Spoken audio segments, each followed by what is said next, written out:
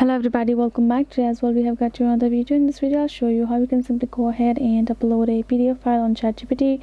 But before that, please do make sure to like our video, subscribe our channel, and yes, without any further delay, we're simply gonna go ahead and step into our video. For that matter, what you have to do is simply gonna go ahead first, access your particular ChatGPT on your mobile phone, and then once you have access your Chrome browser, and then simply type in chat.openai.com on top, and you will access the official website of it, right? Afterwards, what you have to do is, here in this section you can see is ChatGPT 3.5. Go ahead, tap on this drop down icon beside and tap on this GPT-4.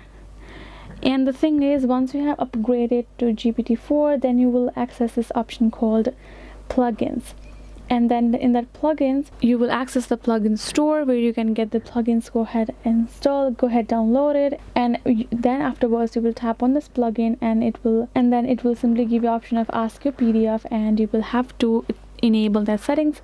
Afterwards you can enter a link to a PDF, or you can write a prompt asking for upload.